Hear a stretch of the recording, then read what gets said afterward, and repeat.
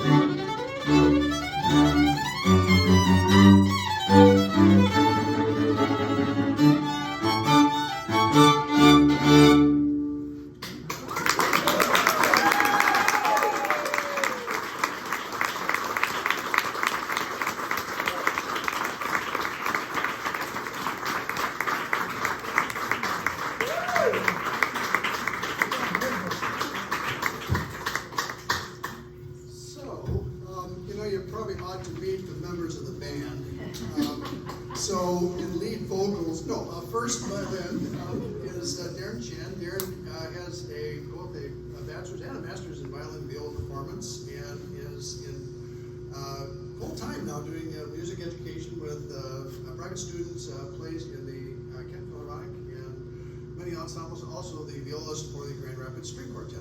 So, Darren Chen.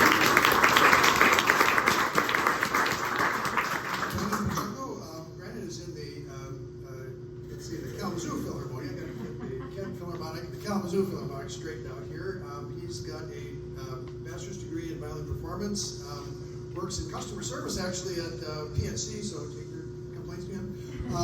And does a tremendous amount of freelance work in music Kalamazoo, most of the musical theater, and a lot of other gig work around Kalamazoo. And we all have met each other in various ensembles and organizations over the years.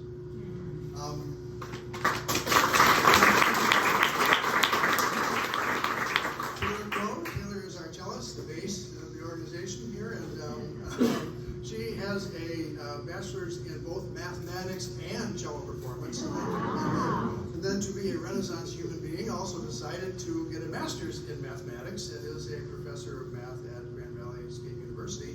Also does a tremendous amount of music performance around Greater Kalamazoo and West Michigan. Taylor has been in the Kalamazoo Philharmonic for a long time now, several years, I think. So, a decade. Yeah, a decade. So that's where we all kind of met. And so Taylor Crow.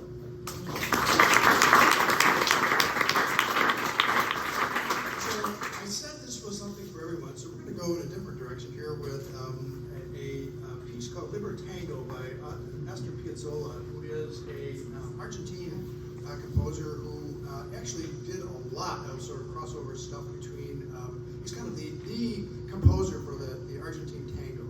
And this thing is it's like Millermeyer, it's a mixed word here. It's liberty and tango together called Libertango. It's a very popular piece played by a lot of ensembles, and I think you'll probably recognize it. The arrangement by Lev Zurban is pretty energetic here, so it was arranged in 2002, and there's been countless arrangements done of Libertango. We hope you enjoy it.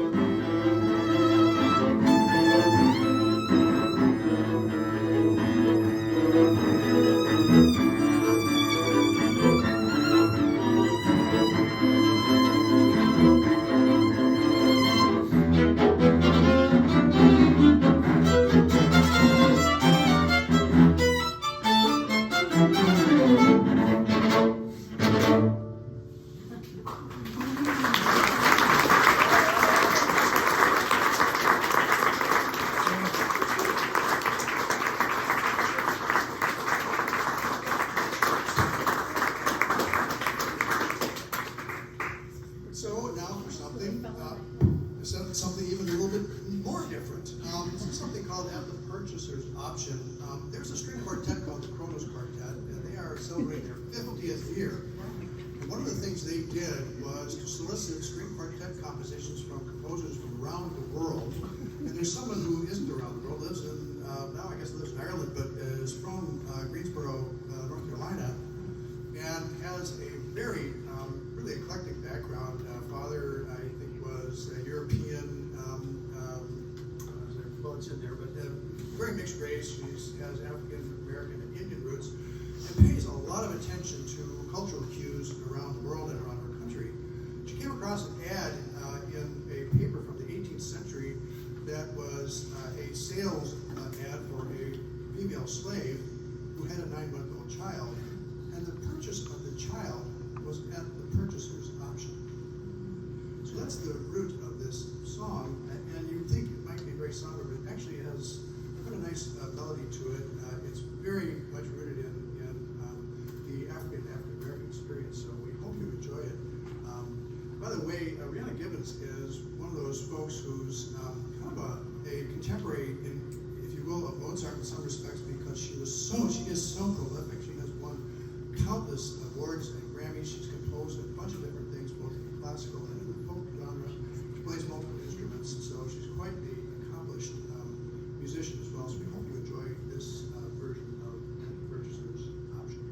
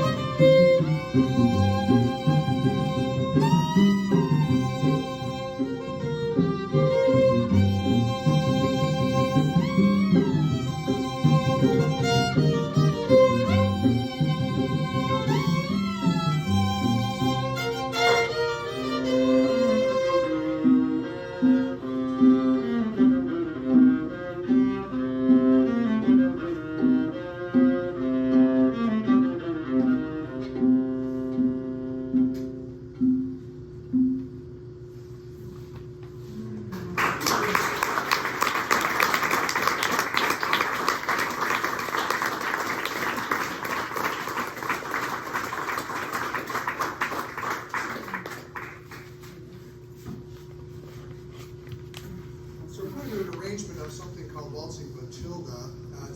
It's arranged by the same composer. Last year we did something by Eric Satie, so that same sort of style. The arranger apparently is a cellist living in Berlin. He's Austrian, and his description is on his website, or on the website of his ensemble, is that he's hyperactive, always wanting to play faster, Energizer Bunny, and never on time for rehearsal. And that's kind of the way this thing is. We're on time for rehearsal, but this is Energizer Bunny kind of composition, so we hope you enjoy it. It's got a lot of twists and turns in it, so we've had fun putting it together.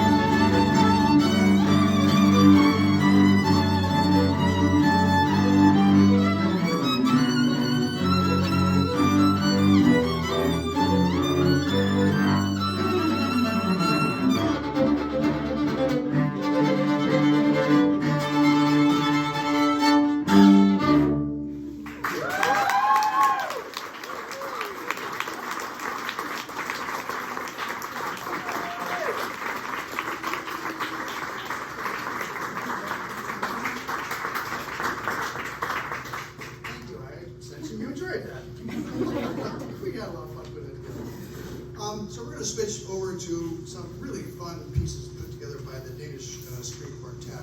They're a really powerhouse quartet out of Denmark, of course. And they're actually well known for Beethoven and in particular Beethoven, but they have also spent a tremendous amount of time unearthing Scandinavian folk songs and arranging them for string quartet. Many of these pieces are old and historic, but there's one that was composed in 2017. So I'm going to maybe bring to you the first 2. Reimer's number 8, and we all got confused. We thought that was number 8 in the book, but it's actually number 5 in the book, so we had to get that clarified. And what that means is actually a handwritten collection of tunes by a composer named Bertolt Reimer in the 18th century. And he created this thing called the Reimerbogen, which I think might be a book. I don't know. I don't speak Danish, so. And this one actually was labeled Sterens Rand, so we probably should have called it Steren Rand, so we didn't get confused about the 8 and 5. But these are a collection of dances, and a lot of these are rooted in dances. And apparently this is well known in the British Isles, founded by many folk collections. So we're excited to bring this to you. The second one is that we'll do. We're going to do 6. Is Sunderho Bridal Trilogy Part 2, and it actually comes in 3 parts. Apparently, the tradition on a certain island in Denmark was for married couples to drink 3 alcoholic shots. That wouldn't, Greg, don't forget. And one was sweet, one was sour, and one was bitter. We learned just recently that this was supposed to be the sour one, but we'll leave it to you to decide whether it's sour or not. And if it is, then, well, that's a Danish sour, which is, I've seen worse. So we'll enjoy these first 2, and then we'll kind of introduce the other 4 later. Enjoy.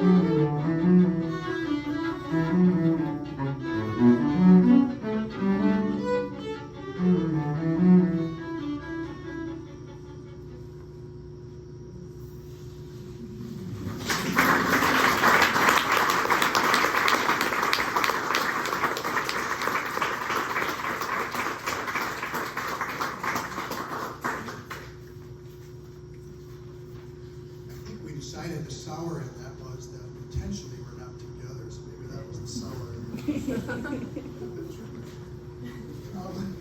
The next one is something called a polska from Dorotea. It's Swedish, and I didn't realize this, but Dorotea is a location in Lapland. And this is the story about John August Anderson, maybe a relation, who lost his wife and daughter in childbirth, resulted in a local scandal because he went to the church and denounced God.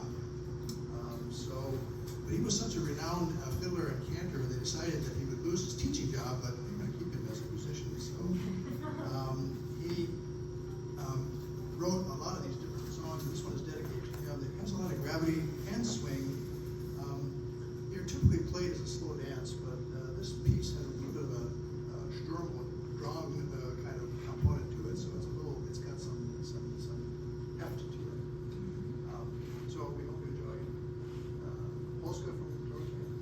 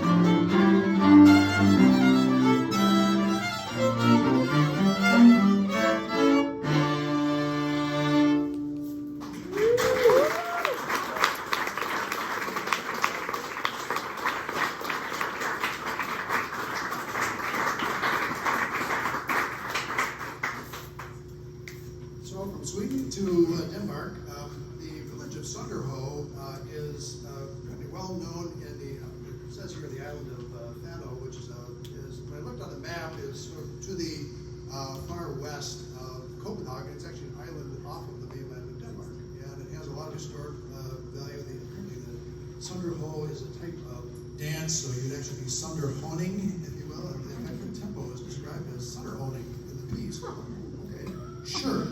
I suppose the Danish street like that understands that, but we don't, until we kind of got its flavor for this. These are dances that are essentially made from Romo, which is what the Romesser means, and I have no idea what the AE means.